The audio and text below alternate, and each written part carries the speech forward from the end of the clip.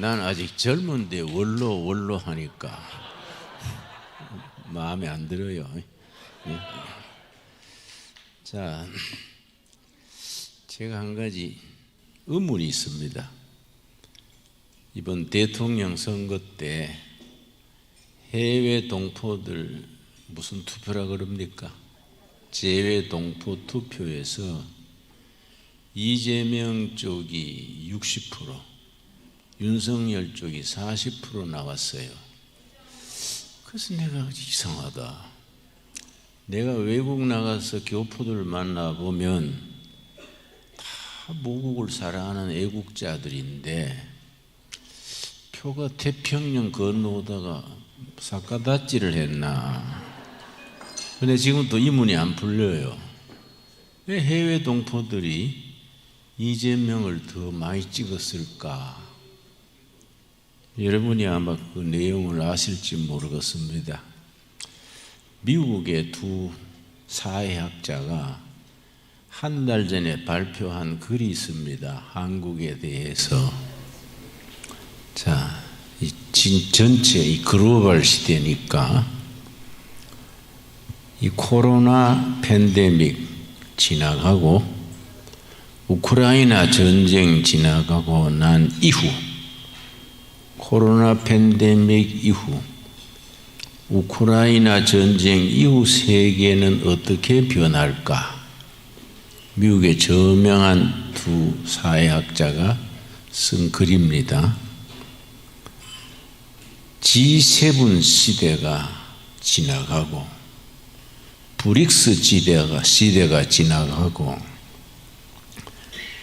거츠 시대가 온다. 그렇게 아주 신문의 칼럼에 썼습니다. G7 시대는 일본을 포함한 서구 6나라 합쳐서 지금 세계를 주도하는 7 부자 나라 G7, 그 시대가 지나간다는 겁니다. 브릭스 시대는 B는 브라질, R은 러시아, I는 인디아, C는 차이나, 브라질, 러시아, 인도, 중국 시대가 지나간다는 겁니다. 거츠 시대가 온다. 거츠는 GUTS입니다. 거츠. G는 저머니 독일이지요. U는 USA 미국이고 T는 터키입니다. 터키. S가 사우스 코리아입니다. 세계적인 학자지요. 그런데 이 두 학자의 그 이론을 처음 발표한 외교 전문 잡지가 있습니다. 미국의 포린 파리시 외교 정책이라는 잡지입니다. 외교관들, 외교학 각 전문가들이 보는 외교 전문 잡지가 포린 파리시, 이제 2012년 1월호에 거츠에 대해서 났습니다. 자, 2012년 1월호에 앞으로 2040년경 되면 거츠 시대가 온다. 거기서 처음으로 거츠란 말이 나왔습니다. 다시 말씀드려서 GUTS. G는 저머니, U는 USA, T는 터키, C는 사우스 코리아 시대가 온다 했는데 그에 대해서 상당히 반론, 항의가 많았던 것 같아요. 그 다음 호에 격월간지입니다. 그 다음 호에 각 나라가 그렇게 되는 이유를 각 나라별로 5가지씩 적었습니다. 다른 나라는 제쳐두고 한국이 2040년경에 세계를 주도하는, 영어로 이니시아티브를 가지는 4대국 중에 한 나라가 되는 이유, 될 수 있는 이유, 근거를 5가지를 적었습니다. 그 5가지를 우리가 주목해야 됩니다. 첫째는 뭘 들었냐? 2040년경, 그 글을 쓰던 2010년 그 시대로는 30년 후, 지금은 2022년이니까 20년 후지요. 사우스 코리아가 세계를 주도하는 4대 강국에 들어가게 된다는 그 근거, 그 5가지. 첫째를 뭘 들었냐면은 한국인들의 국민성, 영어로는 national character, 한국인들의 국민성이 그렇게 되게 한다. 그러고서는 국민성의 내용이 뭐냐? 2가지를 들었습니다. 한국인의 열정, 패션. 둘째는 한국인의 근면한, 부지런한 것. 뭔 일을 하면 죽게 아니면 까무리치기로. 한 번 죽지 2번 죽냐? 응? 이게 한국인의 국민성, 내셔널 캐릭터. 이게 일 낸다는 거예요. 그 외국인이 봤지만은 제대로 본 거지요. 한국인들은 열정이 대단합니다. 열정. 뭔 일을 하면 목숨 거는 거예요. 응? 그래서 여러분들도 많은 숫자가 이 나라 위에서 비행기 타고 코로나 시대에 목숨 걸고 온 거 아닙니까? 그렇지요? 예. 그렇죠. 이게 옆에 사람들 보면 제정신이 아니라 하겠지요. 안 그렇습니까? 응? 요 뭐 떡이 나와요, 밥이 나와요. 응? 그러나 애국, 애족, 우리 민족이 한번 앞으로 뜨자, 이런 마음을 가지고 그 열정, 그 참 부지런한 그걸로 이게 오지 않았습니까? 2번째를 뭘 들었냐면은 한국인의 교육열. 이거는 내가 미국 갔더니 미국 사람들이 한국 어머니들을 일컬어 세컨드 주이시 머더, 유대인 엄마들이 교육열이 대단한 모양이지요.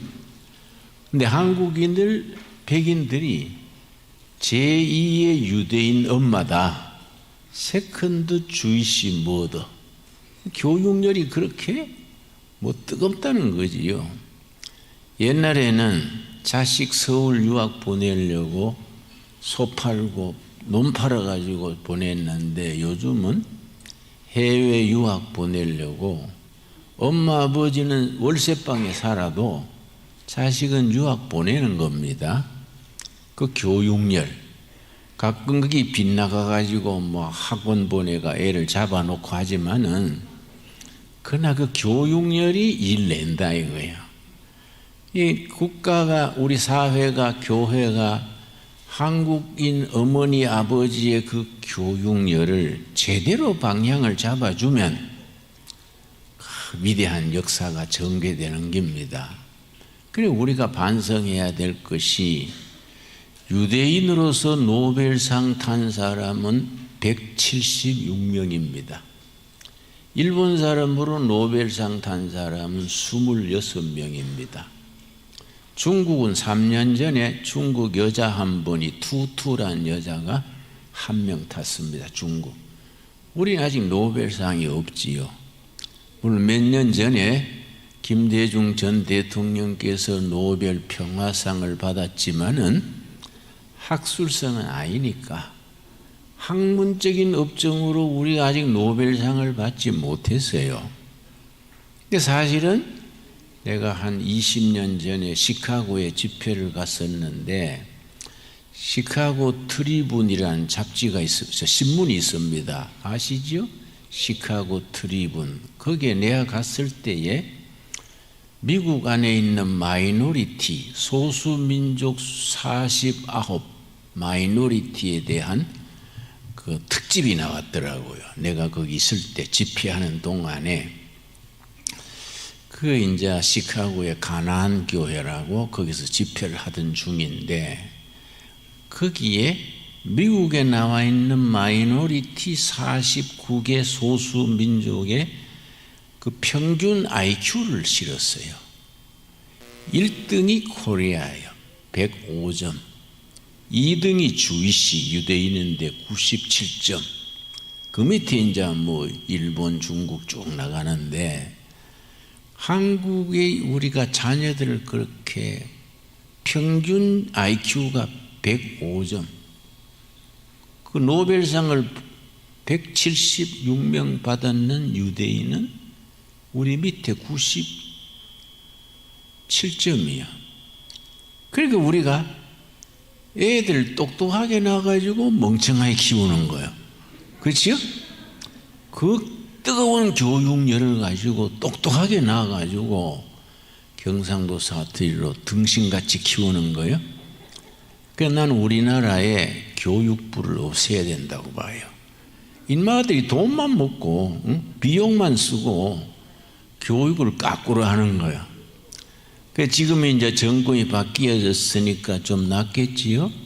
문재인 정부 때 우리나라 교육 정책은 하향 평준화요. 하향 평준화. 교육을 사회주의식으로 해가지고 하향 평준화 시켜가지고 이건 뭐 학교가 도떼기 시장이요. 그래서 내가 서울의 한 학교에 학부형 상대로 특강을 갔어요. 그 자무회 특강을 하고 나서 학교를 한번 돌아봤는데 수업 시간에 대낮에 절반은 뻗치고 자는 거예요. 수업 시간에. 선생님 앞에서 강의하는데 애들 한 7, 8명이 앞에서 듣고 나머지는 이렇게 책상에 엎드려 자는 거예요. 그러냐 경상도식으로 막 말하면 뒤집어 잔다 그래. 응? 공부 시간에 뒤집어 자는 거예요. 그거 이해가 안 가서 저 왜 저래요? 수업 시간에 왜 그래 자요? 그랬더니 어제 다 학원에서 다 배웠기 때문에 애들이 잡니다. 학교 와서 자고 저녁에 학원 가서 공부하고 그런다는 거예요. 그 뭐야 왜 안 깨웁니까? 그랬더니 아이고 큰일 나요. 학생 인권 조례에 걸려가지고 문책당한대. 그래 우리 한국 교회가 나는 이제 3대째 기독교 가정인데 교회에서 자란 사람이어서 한국 교회를 늘 생각하지요. 한국 교회가 직무유기한 게 있어요. 우리나라가 이만큼 발전한 데는 교회의 역할이 절대적입니다. 구한말에 나라가 희망이 전혀 없을 때 선교사들과 우리 선배들이 참 목숨 걸고 선교해서 복음전도 더하기 교육, 의료, 여성운동, 한글운동 이 나라를 깨우치고 이끈 거는 기독교지요. 다 찬성하시지요? 예. 그런데 이 중간에 우리가 뭘 잘못했느냐? 1970년, 80년대 교회가 대부흥을 했습니다. 교회가 커지고 목사가 존경받게 되고 신학교들이 서고 하니까 우리가 방심했어요.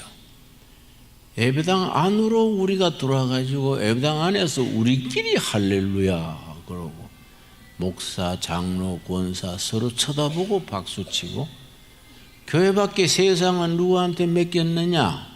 특별히 1980년대 들면서 교육은 정교조한테 뺏겨버렸네. 노동 현장은 민주노총 또 공무원 노조 그리고 어영부영 하다가 지난번에 2000년 넘어서 가지고 청와대 정치까지 주사파한테 뺏겨버렸어. 주체사상파. 말이 안 되죠. 나는 운동권으로 지역을 살았기 때문에 지역을 살아보면요 그 뱃속에까지 생각하는 게 다 나와요. 뭐 잠꼬대 하는 것까지 다 나옵니다. 나하고 같이 지역 살았던 친구들 중에 순빨개이가 있어. 응? 그 친구들이 청와대에 간부로 앉아 있는 거예요. 우리는 모태신앙이고 철저한 기독교니까 우리는 뼛속 깊이 반공인데, 김일성 형님, 김정일 삼촌 같은 그런 친구들이 청와대 수석이 되고 요직에 앉아 있어. 이거 어떻게 되냐? 걱정했는데 내 친구 목사가 그때 징역 같이 살았는 친구가 김 목사, 큰일 났어. 왜? 그러니까 주사파가 청와대 차지해가 이거 나라 뒤집어지는 거 아이가? 지금 누구도 알다시피 주사파 아이가 북한에 왔다 갔다 하고 돈 먹고 했는데, 알다시피 우리 학생 운동할 때 걔들 노동당에 입당하고 했잖냐. 그런 친구들이 청와대에 17명이 들어앉았어. 내가 걱정하지 말어. 전화위복이라는 거야. 그거 좋은 거요. 그러니까 그 무슨 소리요? 숨어 있을 때 위험하지. 다 한테 모여 있으면은 나중에 포크레인으로 떠내기 좋잖냐. 안 그렇습니까? 예. 그러니까 이 세상 만사를요 한쪽으로 보면 안 돼요. 하나님이 두 눈을 줬잖아요. 양쪽으로 보라고. 그러니까 청와대 이거 다 들어먹는다. 나라가 빨개의 세상 된다. 천만의 말씀. 왜냐? 문재인 정부에서 뭘 잘못했냐? 그 신앙이 없고 역사관이 바로 서지 못하면 급해져요. 다 된 줄 알고 밥이 설익을 소뚜껑을 열어가 다 먹으려는 거예요. 이 천천히 먹어야 되는데 다 된 줄 알고 서두른 거예요. 그냥 가만하는 거 보니까 이거는 금이 갔어. 이거는 뿌리 내리기 어렵겠다. 근데 문제는 뭐냐? 진짜 애국 세력이 준비가 안 된 거예요. 준비가. 그러니까 준비 안 된 사람들한테 하나님이 주도권을 주시겠습니까? 그래서 이제 여기저기 각성을 해서 임진왜란 때는 의병이 일어났지 않습니까? 6.25 때 또 얼마나 우리가 목숨 걸고 나라 지켰습니까? 그런 운동이 일어나야 될 때에 참 우리 세종로 더운 여름에 거기서 추운 겨울에 엎드려 나라 위에 기도하고 전국에서 애국 시민들이 모여가지고 부르짖고 그 공로를 하나님이 들으신 줄 믿습니다. 그래서 이번에 이제 정권이 아슬아슬하게 바뀌지요. 나는 초저녁에 표가 거꾸로 나오는 거 보고 열받아가 자버렸어요. 그런데 새벽에 새벽기도 하려고 일어나 보니까 표가 또 바뀌더라고. 그래, 할렐루야. 하나님께서 이 나라를 아직 참 사랑하시는구나.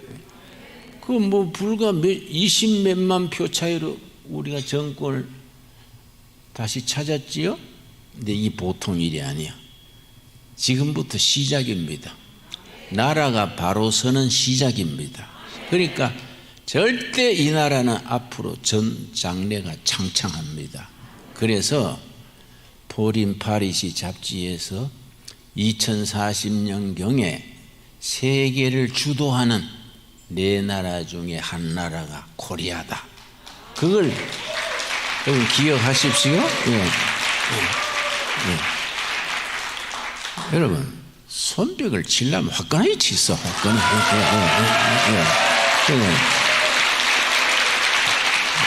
기억하십시오. 거스 GUTS. 나는 그 포린 파리시 그 잡지가 세계적인 권위 있는 잡지거든요. 정확하게 분석한 줄로 믿고 나는 2020년 그까지는 통일이 된다고 봅니다.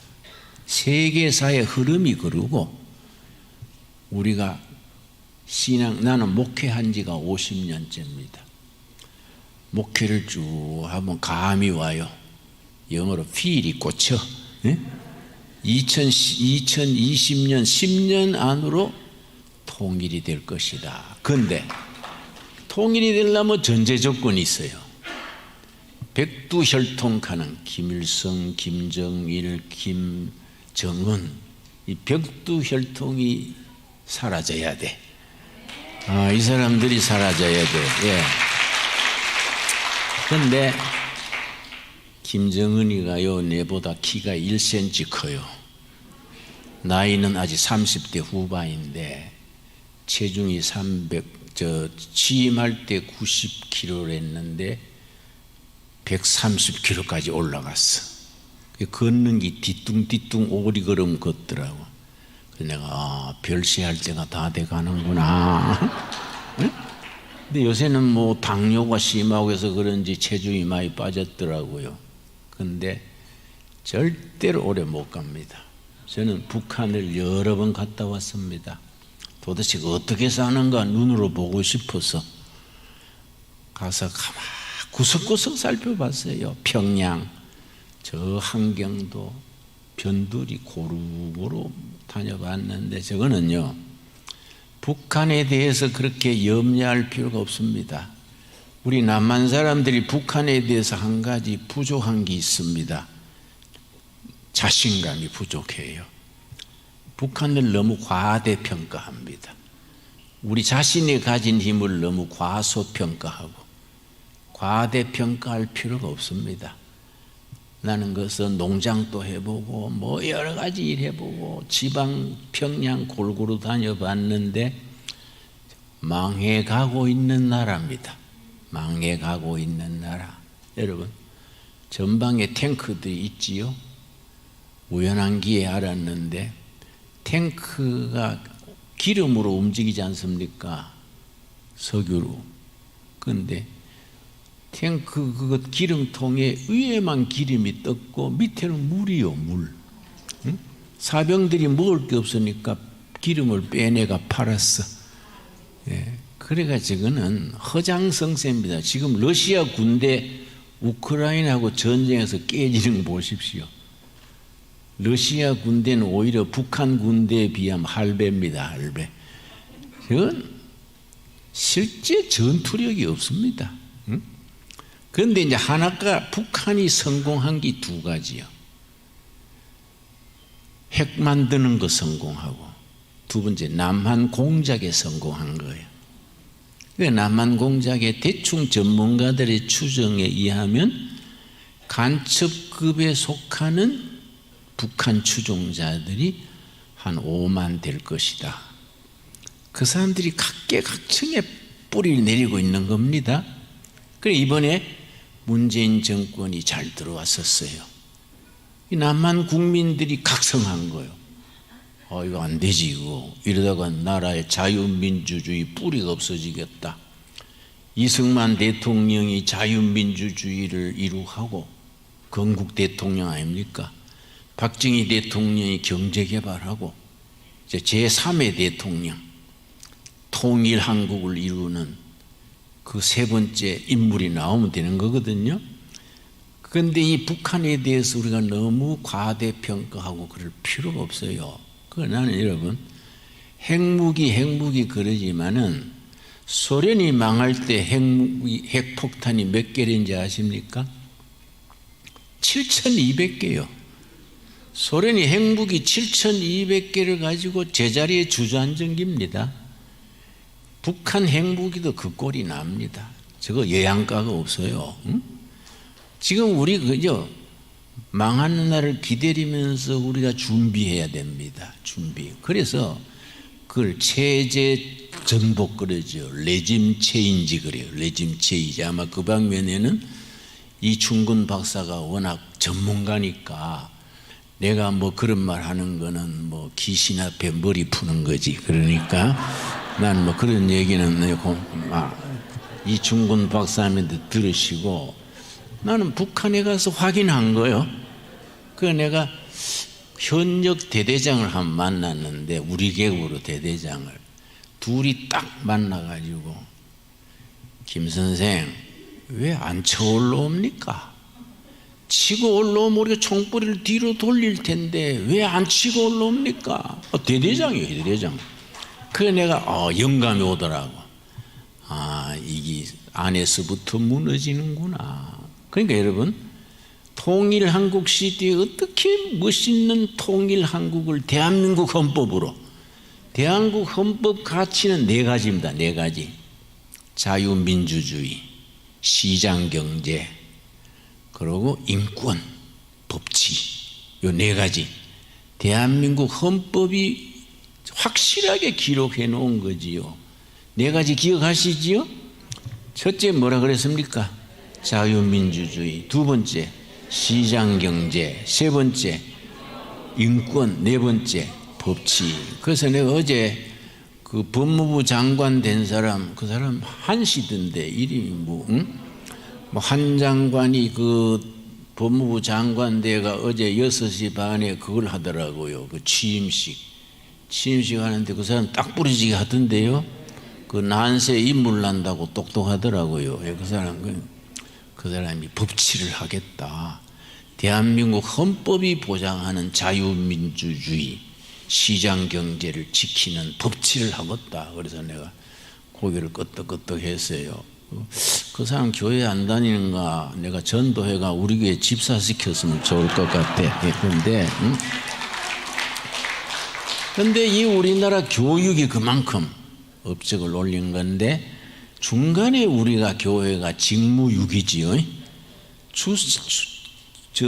정교조한테 교육 현장을 뺏겼네. 그래서 이명박 박근혜 때 정교조를 불법 단체로 만들었는데, 문재인 이 사람이 또 그걸 다시 합법적으로 만들었잖아요. 정교조가. 그래서 저거는 아주 수악한 놈들입니다. 그 중심에 주사파가 있는 거예요. 그러니까 우리가 이제 이번 과정에 잘 이제 성분을 다 파악하게 됐지요. 그래서 이제는 이명박 대통령이 참 훌륭한 일꾼이고 참 크리스찬이고 정직한 부인데 잘못한 게 있어요. 그분 높이 평가하면서 우리 이명박 전 대통령을 너무 과소평가합니다. 경제도 발전시키고 외교 문제도 잘하고 했는데 중앙정보부장을 서울시 부시장을 시켰어.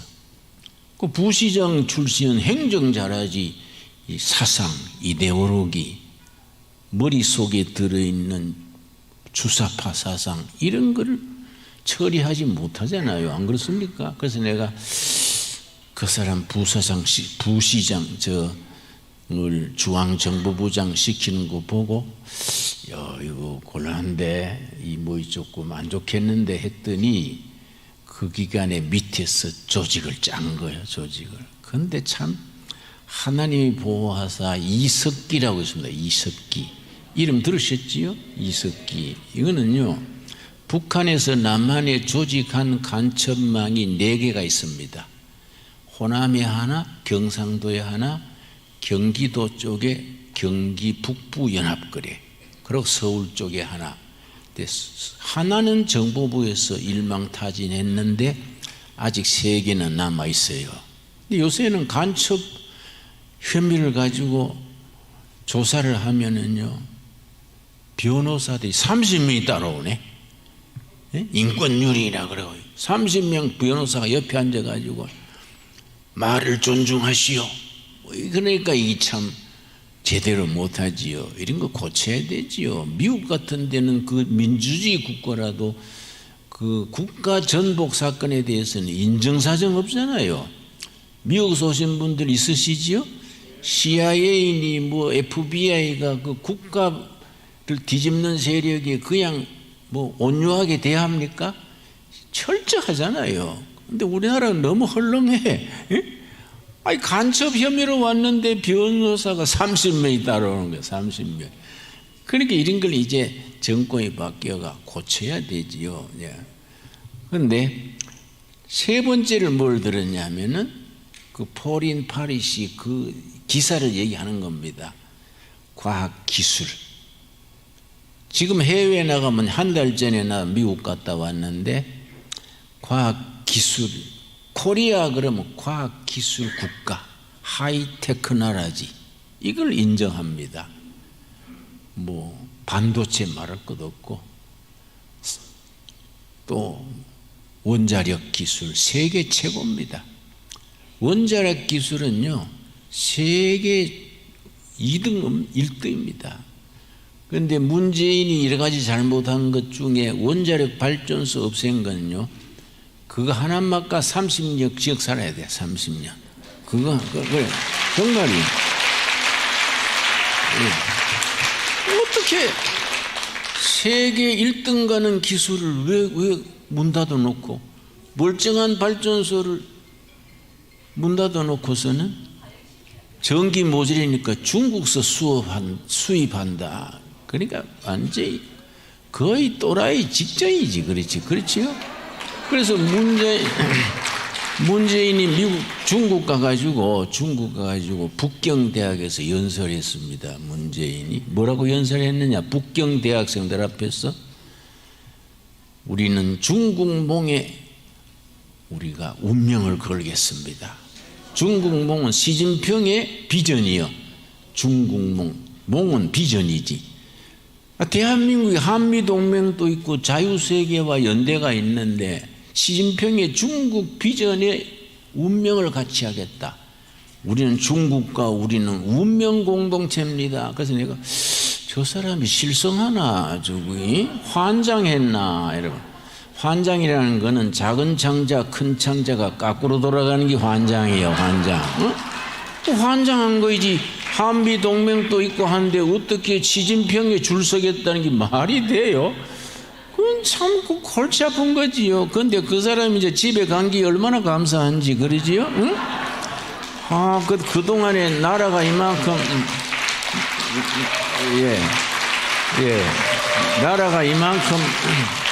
나라가 유지된 게 하나님의 은혜요. 하나님의 은혜.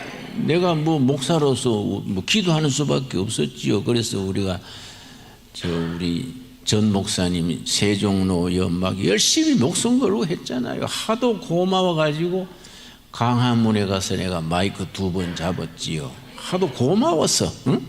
그 태양빛에 추운 겨울에 막 동상 걸려가면서 밤새 부르짖은 게 얼마나 고맙습니까? 그래 내가 이제 나도 2번 참석했는데 그런 열심 기도를 하나님이 들어주신 거예요. 그런데 우리나라가 앞으로 과학기술 국가, 그래서 내가 윤석열 대통령이 5월 10일에 취임 연설했지 않습니까? 취임 연설 가만 들어보니까 4가지를 얘기하더라고요. 나는 뭐 현장에는 못 갔는데 동두천에서 농사 짓느라고 나는 뭐 초청 왔는데 못 갔어요. 그런데 자유민주주의를 회복하겠다. 그러고 기업 분배에서 분배를 치중하던 걸 소득으로 전환하겠다. 왜냐? 소득이 높아져야 분배할 거 아닙니까? 근데 그동안에 5년간 갈라먹기 한 거네. 그래서 우리가 깨농사를 짓는데 들깨 있지요. 들깨 기름이 그 오메가3 캐가 이게 최고로 건강식이거든요. 근데 들깨 값이 요즘 3배로 올랐어. 왜 올랐느냐? 들깨라는 게 주로 할머니들이 그 채전밭에 들깨 심어가지고 그걸 팔아가지고 자기 용돈 썼는 건데, 문재인 정부 들어서 자꾸 돈을 주니까 들깨를 안 심는 거예요. 그래가지고 들깨 값이 3배나 올랐어. 그러니까 노인들이 일하고 자기 푼돈 벌어가 거기 오래 사는 거 아니요. 그런데 자꾸 정부에서 돈을 주니까 지 돈 같이 주는 거, 세금인데 돈을 주니까 경로당에 모여서 나이롱뻥하고 뭐 이래 하느라고 들깨를 안 심어가지고 들깨 값이 3배야 3배. 웃기는 거지. 자꾸 돈을 주는 거야, 돈을. 그러니까 국민 정신을 스포일 시키는 거야, 스포일. 그러지요? 이거 국민 정신을 고쳐야 됩니다. 예. 그러니까 그 좋은 과학, 그런 이제 윤석열 그 취임 연설의 첫째가 자유민주주의를 회복한다. 그러고 이 분배에 치중한 것을 소득으로 바꾼다. 그래서 기업 우대한다는 거예요. 기업. 우리나라 국제 경쟁력 있는 거는 기업가들하고 전문 엔지니어밖에 없어요.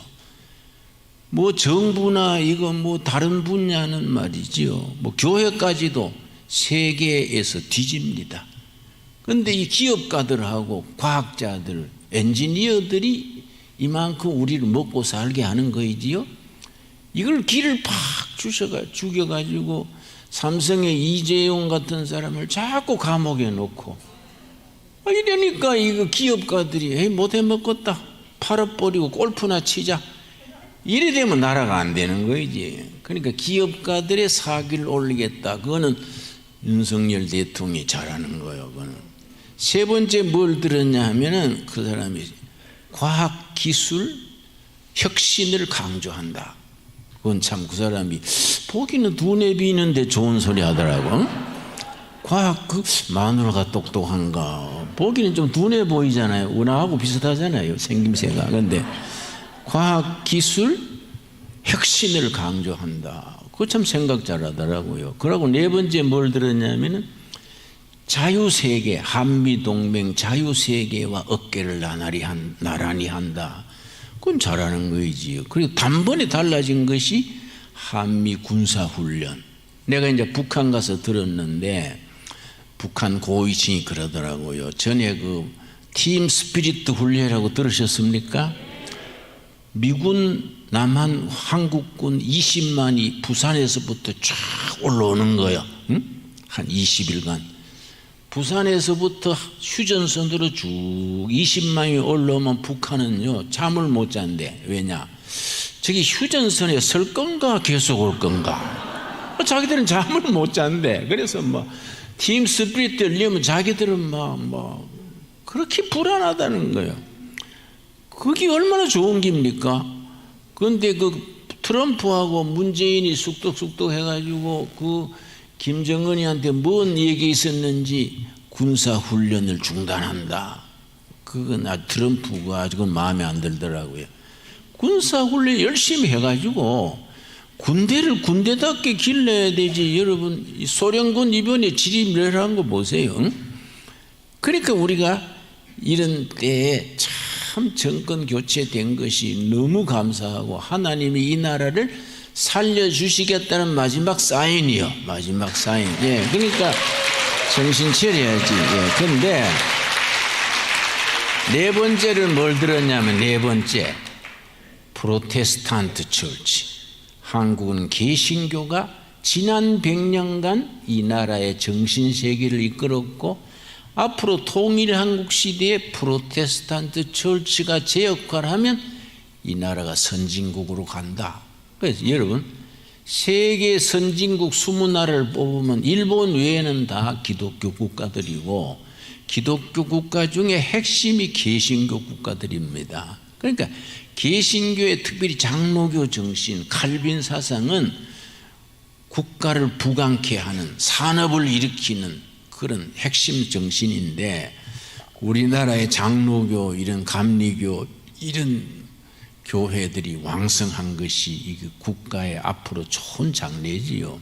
근데 요새 교회가 많이 위축됐어요. 목사들이 정신 차려야지. 그렇지요?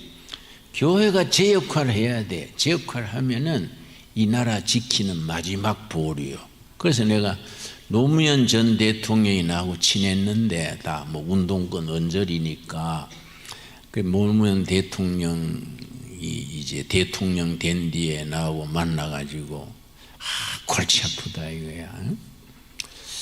저 군대는 장성 진급으로 다 컨트롤이 된다 이거. 경찰도 경찰청장 누구 시키고 진급으로 다 핸들링이 되고 공무원들도 다 되는데 그러고 천주교는요 정의구현사재단 가는 게 있어요. 그리 통하니까 다 된다 야. 응? 그 사람들 희한한 사람들이요. 그러고 불교는요 문화재 보수비하고 1년에 한 1,500억 내지 2,000억 나가요. 불교의 문화재 보수비 이래가 돈 주는 걸 줄였다 높였다 불교는 다 따라오는데 골치 아픈 건 개신교래. 개심교 이거는 뭐 대장이 누군지도 모르겠고 뭐 이거는 뭐 돈 줄라도 줄 데도 없고 뭐 또 줄라기도 안 받고 뭐 그러고 뭐 청와대 옆에 얼쩡거리는 사람들은 다 뭐 시원찮은 목사들이고 실력 있는 목사들은 청와대 오락해도 안 간다는 거야. 내가 왜 가? 안 간다는 거야. 개신교가 제일 골치 아프대. 그래서 내가 노 대통령 그 일제 시대에 그 신사참배 막 옥중 순교하고 천주교도 미리 무릎 꿇어버리고 불교도 항복해버렸는데 마지막까지 순교한 건 개신교 목사들입니다. 주기철 목사 있잖아요. 뭐 그 기라성 같은 순교한 목사들 있잖아요. 개신교를 쉽게 보면 안 됩니다. 나라가 위기다 싶으면 목숨 거는 게 우리 성도들입니다. 안 그렇습니까? 응? 그러니까 사실 이번에도 그 개신교의 그 포텐셜 에너지 잠재된 힘을 외교 잡지가 않은 거야. 근데 우리가 모르는 거 우리가 스스로 모르고 우리가 잠들면 안 되지요. 그래 우리가 이번에 윤석열 대통령 되고 차이자가 바뀔 때 교회가 정신 딱 차려야지요. 정자세를 해가 지금부터 잘하면 됩니다. 지금부터 잘하면요, 뭐 주사파 그 싹 이번에 다 뽑아내면 돼요. 주사파에. 그러고 뭐 법무부 장관, 내무부 장관도 한수 하는 사람이요. 내무부 장관은 경찰을 관리하지요. 법무부 장관은 검찰을 관리하지요. 그 둘이가 아주 짝이요, 짝. 그래, 둘이가 아주 딱 짜가지고 경찰 딱 장악하고 또 국방부 장관. 우리 한국 역사 이래로 그 부서 이름이 안 바뀐 부서가 둘입니다. 국방부와 법무부요. 이건 지금까지 이름이 안 바뀌었어. 응? 그러니까 법무부, 국방부, 내무부, 내무부가 요새는 행정안전부인가 뭐 그래요. 그 딱 정신 제대로 하고 교회가 콱 밀어주고 기도해주면은 이 나라는 통일한국 시대에 그 백두혈통 가는 김일성, 그 김정은 직구들은 다 집에 가고, 응? 이 나라가 대한민국 헌법으로 탄탄하게 서게 될 줄로 믿습니다. 그래서 나는 통일된 뒤에 그 북한에 개마고원이 있어요. 난 지금 동두천에서 18만 평의 농장하고 있는데 재밌어요. 그래 통일된 뒤에 북한의 개마고원은 내가 춘발러 놨어. 저거는 우리가 개마고원 두레마을 한다. 아예 딱 그래서 뭐 조사도 하고 뭐 다 계획을 세우고 있어요.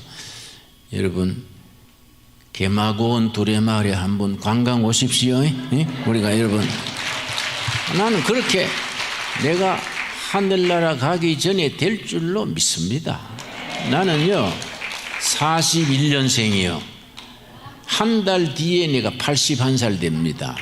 그래 내가 좀 오래 살라 그래요. 오래 살라고. 왜냐 통일 보고 천국 가야 안 되겠습니까? 예? 통일 보고 예 그러고 개마고원에 간판 걸고 그렇지요?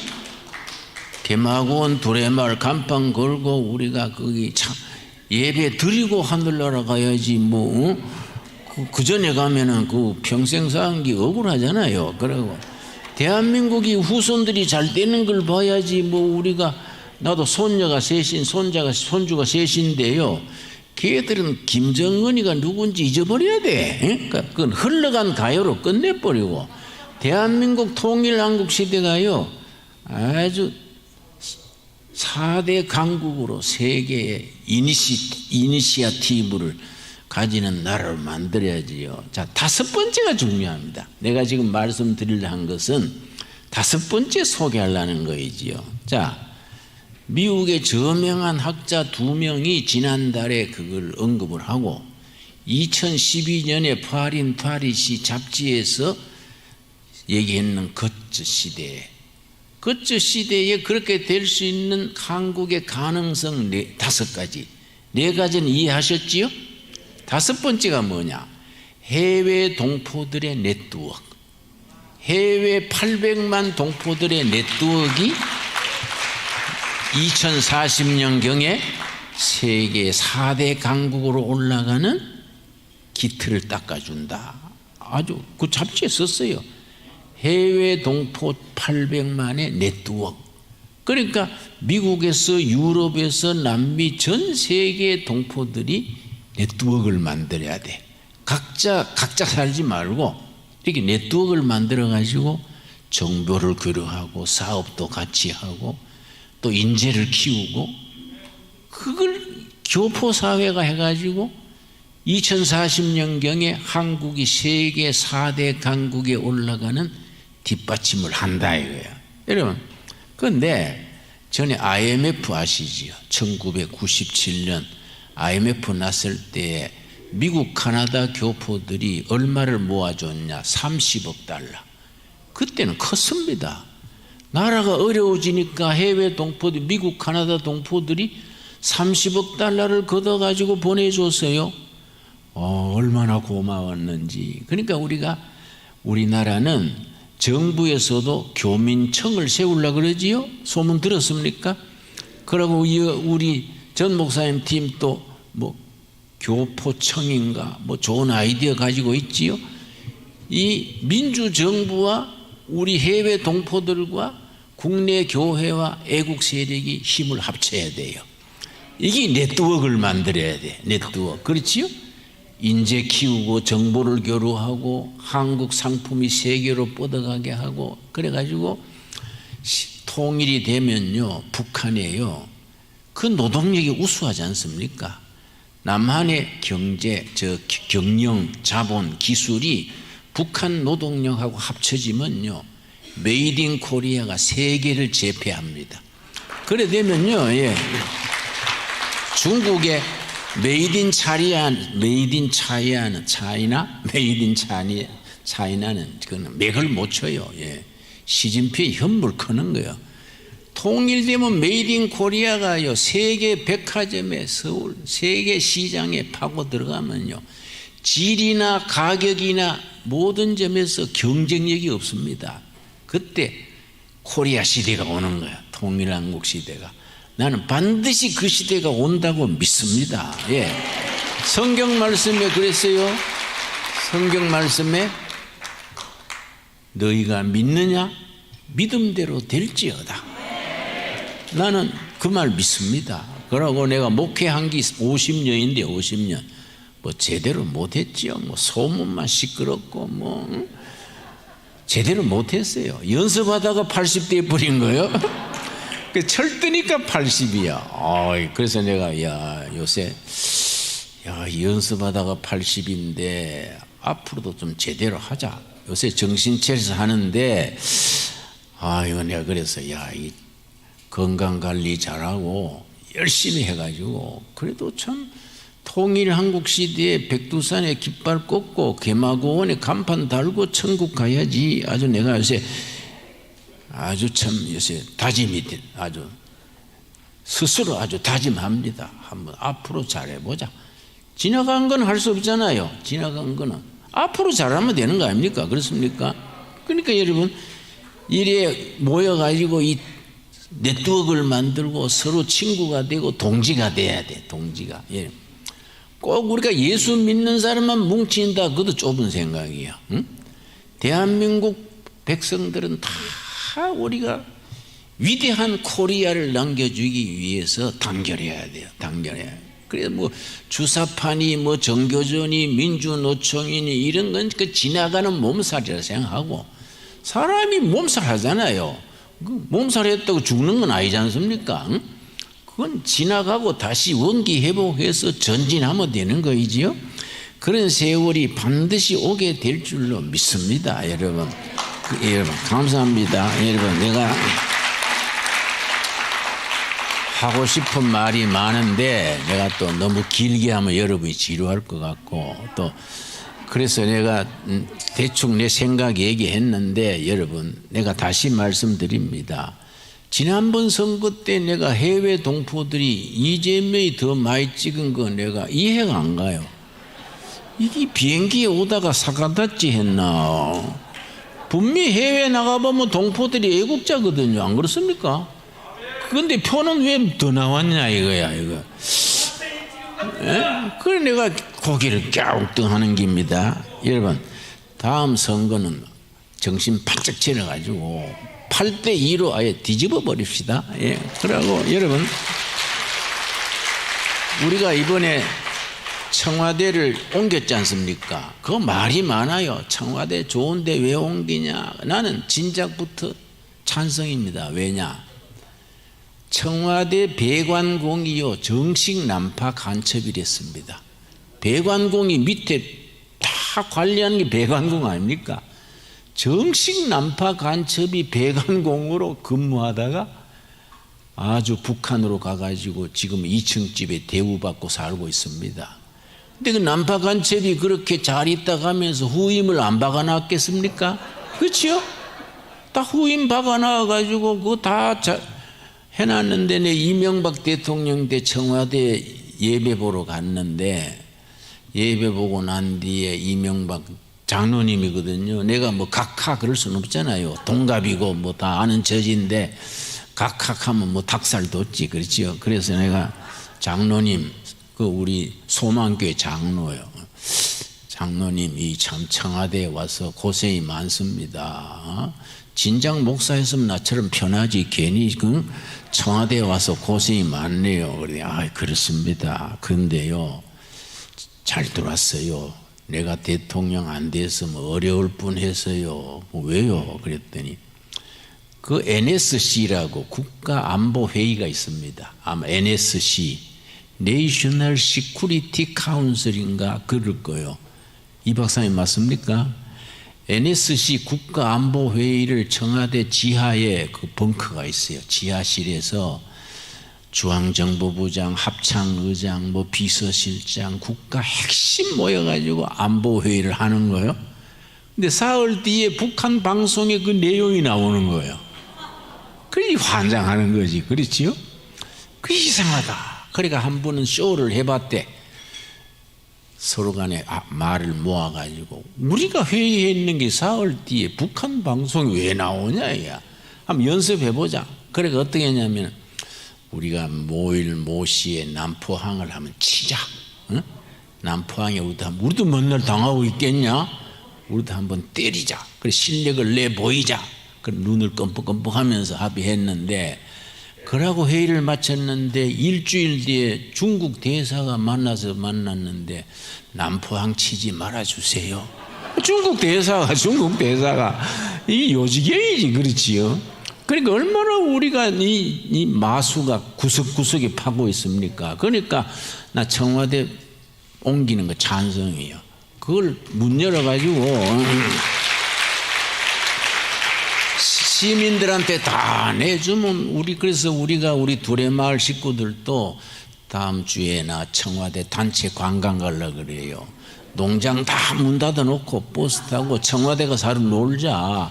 가서 내가 청와대 뒷산에 가서 찔레꽃잎도 한 부르고 오동추야도 한 부르고 한번 우리는 뭐 교인들이라 술은 안 먹지만은 맹물 먹고 취한 척하고 한번 놀자. 그리고 우리 식구들이 아멘 하더라고. 아멘. 그리고 용산종합청사가 한 건 난 잘했다고 봐요. 이 나라의 안보가 튼튼해야 되지요. 그렇지요? 경제와 안보가 중요한데 경제는 무너져도 국민들이 단합하면 다시 일으킬 수 있어요. 안보는 무너지면 나라 기틀이 없어지잖아요. 그래 중요한 건 안보입니다. 안보를 탄탄히 해놓고 그 다음에 경제를 일으키는 거이지요. 그러니까 이제 이 나라가 앞으로 그런 확신 있는 인사들이 나라를 장래를 책임져야 되는데 여러분 1967년에 김일성이 무슨 연설을 했냐면은 전국 노동당 세포자 대회 전국 핵심 노동자 세포 3,000명을 모았어요. 평양에. 그때 김일성이 연설한 것이 각근 이론. 김일성이 전국 대표 세포 3,000명 모아놓고 남조선이 유지되는 것은 갓근이다. 갓은 끈이 두 개지 않습니까? 그 여기 매지요. 갓 같이 유지하는 것은 끈이 두 개다. 하나는 미국이라는 끈이고 하나는 일본이라는 끈이다. 그래서 반미 운동 해가지고 이쪽 미국 끈을 끊든지 반일 운동 해가지고 일본 끈을 끊든지 끊으면은 남조선을 유지하는 가슴 바람이 날아간다. 그래서 우리가 반일 운동, 반미 운동, 각근짜리 운동이다. 정식 거기 연설이 나왔어요. 그래서 길을 사고 반미하다가 잘 안 되니까 또 반일. 응? 죽자 사자 반일 하나지 반일 하잖아요. 그러니까 옛날 김구 선생이 한 말이 있습니다. 이 반일 운동에 대해서 어떻게 생각하십니까? 그러니까 김구 선생 역시 거물이요. 이웃 나라하고 잘 지내야지. 가까운 나라하고 잘 지내야지. 옛날 식민지 시대는 지나가고 새 시대가 왔으니까 뭐 친일할 건 없지만 친하게 지내야지. 이웃 나라하고 잘 지내야 새 시대가 오는 기요. 김구 선생 얘기요. 나는 그 말에 찬성합니다. 안 그렇습니까? 그러니까 북한은 길을 쓰고 각근 이론을 실천하려는 거예요.